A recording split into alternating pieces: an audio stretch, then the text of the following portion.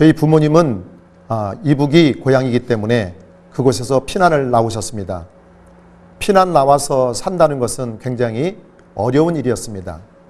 그리고 전쟁이 끝난 상태였기 때문에 더욱더 먹을 것이 없어서 상당히 고통받을 때였습니다.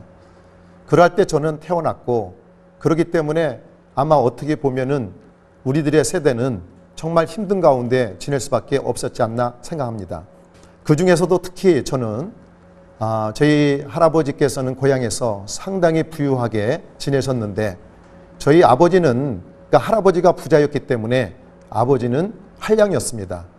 그렇기 때문에 아마 돈을 버는 것은 벌어보지 않았고, 그 다음에 쓰는 것만 생각했던 그런 분이었습니다. 피난을 와서도 계속해서 이제는 어떻게 돈이 없는데도 불구하고 옛날 생각만 하다가 시간을 보내다가 이제 저를 낳고 또 동생을 낳고 이러면서 가게는 점점 더 힘들어졌습니다. 이럴 때 저희 어머니는 상당히 어려움을 많이 겪었겠죠. 그래서 어머니가 이제 할 수 없이 이제 돈을 벌러 일선으로 뛸 수밖에 없었습니다. 그럴 때 이제는 내가 살기 싫다 할 정도였을 때 제가 태어났답니다. 그래서 할 수 없이 저를 붙잡고 이제 살기 시작했던 것이 시작이었습니다. 그러던 중에 아버지가 사업을 하기 위해서 충청북도 옥천군으로 이제는 이사를 오게 됩니다. 그곳에서 산을 개간해서 강을 이제 막아가지고 그곳에서 간척 사업을 한 부분으로 이제 사업하기 위해서 내려왔는데, 그만 그 사업이 워낙 돈이 많이 들어가는 거기 때문에 그곳에서 실패를 보게 됩니다. 그렇지만 하나님께서는 저에게 아마 예비를 해주신 그런 일이 있었던 것 같습니다. 그렇기 때문에 저는 학교를 그곳에서 읍내로 15리길이 되는 길을 계속해서 초등학교 1학년 때부터 다니게 되었습니다. 이 초등학교 1학년 때 15리길을 다닐 때는 그 골짜기에서 골짜기로 다니면서 읍내까지 갈 때는 너무나 많은 시간이 걸려 등교를 했고, 또 하교를 할 때는 캄캄한 밤이었습니다. 이렇게 힘들게 다닐 때 바로 밑에 여동생이 같이 학교를 다녔습니다. 다닐 때마다 얼마나 응석을 부리고 매일같이 힘들어 죽겠다고, 이제는 못 가겠다고 발버둥치고, 그러면 얻고 가기도 하고 달래기도 하고 이러면서 동생하고 같이 학교를 다녔던 그런 기억이 있습니다. 그렇지만은 저희들 가정이 계속해서 이렇게 어렵다 보니까 도저히 이곳에 살 수 없었습니다. 그래서 이웃에 있는 대전으로 이제 제가 중학교 2학년 때 나오게 됩니다. 중학교를 마치고 인천에 있는, 지금은 폴리텍 대학교라고 되어 있지만은 중앙직업훈련원에 제가 이제 들어가게 됩니다. 그곳에서 자동차과를 들어가서 내연기관과 샤치 공부를 하고, 그 다음에 내려와서 돈을 벌기 시작합니다. 처음에 돈을 벌기 시작한 것은 바로 그것이 어디냐면은 정비공장입니다. 이 정비공장, 말이 정비공장이지 그 당시에는 정말 이 정비공장에서 일이 얼마나 힘든지 말로 형용할 수 없었습니다. 어떻게 이 일을 감당할까 하면서 어머니가 야, 이제 그 일 그만두고 다른 거 했으면 좋겠다라는 얘기를 할 때, 마침 이제 저와 같이 관계되는 아저씨가 한 분 계셨는데, 그분이 단추를 만드는, 와이셔츠 단추를 만드는 자동기계 공장이 있었습니다. 이 공장에 취직을 해서 그곳에서 이제 지내게 되었습니다. 저는 처음에 들어가서 정말 열심히 했습니다. 그래서 이분의 눈에 들었습니다. 그래가지고 한 1년도 안 되어서 제가 그 자동기계의 책임자가 됩니다. 아마 그때부터 하나님께서는 저를 리더로 삼아주셨지 않는가 생각이 듭니다. 그러면서 그곳에서 이제는 직장 생활을 하면서 조금씩 가게에 도움이 되게 됩니다.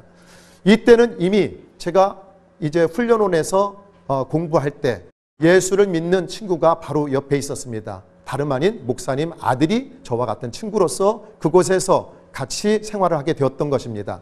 그래서 그곳에 있는 부평에 있는 교회에 제가 처음으로 17살 때 그곳에 이제 나가게 됩니다. 그것이 바로 하나님께서 나를 부르셨던 그 일이었습니다. 그런데 이때 제가 교회를 나가니 집에 들어오면은 찬양도 부르고 또 어떻게 했습니까? 말씀도 보게 되는데, 처음 찬양하는 사람이 찬양을 잘하겠습니까? 이제는 음도 잘 못 맞추고 하는 소리를 듣기 싫었던지, 여기 있는 우리 조한순 목사는 이제 핀잔을 줍니다. 오빠 그게 노래야? 또 우리 어머니도 야, 노래하려면 잘해야지 이랬습니다. 이렇게 시간을 지났지만은 하나님께서는 우리에게 이제는 전도할 수 있는 그런 길을 열어주셔서 마침 저도 그렇게 전도를 했지만 그 이웃에 그 동산 장로교회 집사님이 사셨는데 그분들이 우리 가정을 위해서 기도를 하셨던 것 같습니다. 그래서 그들을 통해서 어머니와 동생은 교회를 나가기 시작했고 그 뒤로부터 저희 가정은 예수를 믿는 그런 가정이 처음으로 시작되게 된 것입니다. 우리 조한순 목사님은 그때 당시부터 기도를 열심히 했기 때문에 나중에 신학을 하면서 어린이집을 시작으로부터 시작해서 선교원을 계속 하다가 이제 나중에는 우리 목회의 길로 접어들었습니다. 그렇지만 저희 어머니는 이제 그때 당시에 몸이 상당히 아팠습니다. 혈압이 높아가지고 몸이 뚱뚱하게 붓고 있었고 그 어머니는 정말 힘들었는데도 불구하고 교회를 나가신 후부터는 이제 처음에 집사 직분이 되기 전에 권찰 직분이 있는데 이 권찰 직분을 가지고 이제 그는 전도하기 시작합니다. 아파트가 있었는데 5층이 엘리베이터가 없는 그런 아파트였습니다. 그곳에서 이제는 신방을 하려고 5층까지 올라가야 되는데 머리가 핑 돌아서 도저히 올라갈 수가 없었습니다. 그런데 1층에서 그 기도를 하시면서 이제 그 5층까지 올라가서 이제 신방을 마치고 내려오신 그날 저녁이 제가 제대하고 3개월 되던 6월 30일 저녁이었습니다. 그날 오전 내 그렇게 힘들게 하고 오셨는데 제가 오니까 아들이 30일 날 말일을 맞이함으로 해서 직장에서 너무 피곤하구나, 너 빨리 밥 먹고 자자 해서 어머니와 나와 같이 겸상을 하고 이제 나는 잠자러 들어갔습니다. 그런데 동생이 부르기 시작합니다. 어머니가 이상하다고. 그래서 저는 깨워가지고 어머니를 내 품에 안았습니다. 그렇지만 어머니는 그때 내 품에서 돌아가시게 됩니다.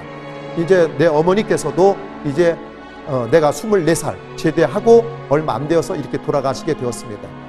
그리고 저희 아버지는 군대에 있을 때 22살 때 돌아가셨기 때문에 저희 가정은 이제 완전히 이제 제가 가장이 되었습니다.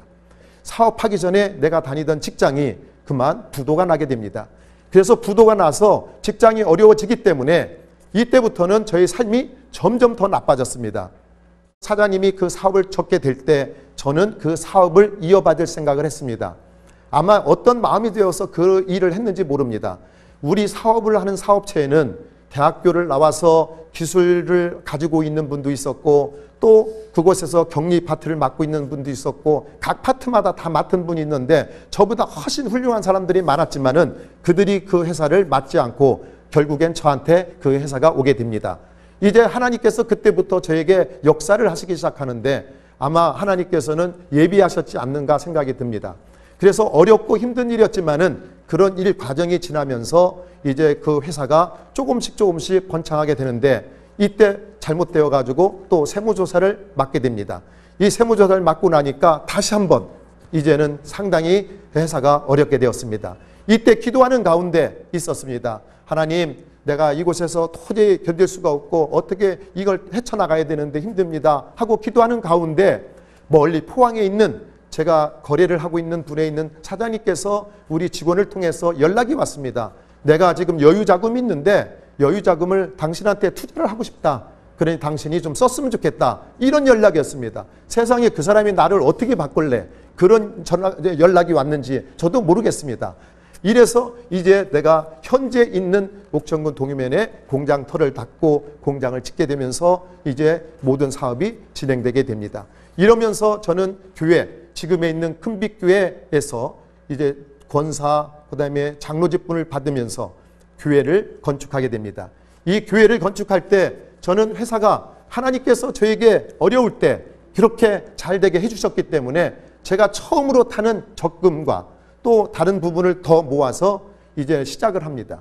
이제 목돈 5억이라는 돈을 가지고 그곳에 기초를 담아서 교회를 세우게 되었고 그것이 앞으로도 계속해서 우리 교회가 하나님의 사업에 꼭 할 수 있는 그런 밑거름이 되지 않겠느냐 생각을 하고 있습니다.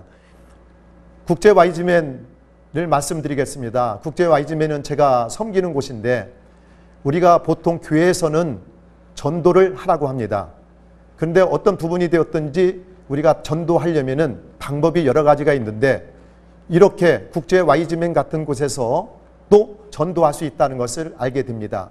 왜냐하면은 믿음이 있는 사람들끼리 모여서 우리 청소년들에게 복음을 전할 수 있는 그런 길도 있고, 또한 YG맨이라는 것은 또 우리 모습 속에, 또 우리의 모습 속에서 안 믿는 사람들이 우리 클럽의 회원으로 30%가 들어올 수 있기 때문에 그들에게 하나님을 접할 수 있도록 만들어줄 수 있기 때문에 그렇습니다.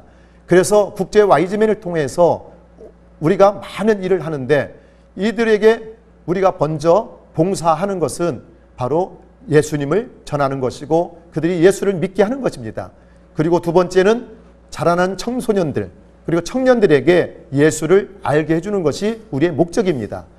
또 특히 에이즈, 동성애가 지금은 굉장히 아주 상당히 어려운 부분인데도 불구하고 이 동성애로 인해서 우리나라도 시끄럽지 않습니까? 그런데 여기에는 에이즈가 따라다닌다는 사실을 기억해야 됩니다. 그래서 이 에이즈 퇴치하는데 우리 YG맨들이 적극적으로 지금 이 퇴치 운동을 하고 있고, 이 운동이 전 세계적으로 하고 있는 것이 바로 YG맨 활동입니다. 이제 저는 이런 부분들 가운데서 정말 주님께서 나와 함께 하심으로 인해서, 이제 주님이 나를 도와주심으로 인해서 이제 지금까지 왔던 학벌이라든지 아니면 내가 어려웠던 그 모든 과정들이라든지 이걸 다 뒤로 하고, 또 많은 분들과 함께 지금 같이 하고 있는 일들 있습니다. 교회 연합회 회장을 맡고 있는 것과, 또 교회학교에서 일하는 것과, 또 장로에서 일하는 것과, 또 일반 사회에서 일하는 여러 가지 일들이 있습니다. 기독교 연합회, 또 이런 부분들과 모든 것이 교회와 연결된 부분들이 많이 있습니다. 하나님께서 나같이 부족한 사람에게 이런 일을 맡겨주신 것은 바로 이 반창고 같은 역할을 하라고 하신 것이 아닌가 생각이 듭니다. 오직 복음, 오직 믿음, CTS.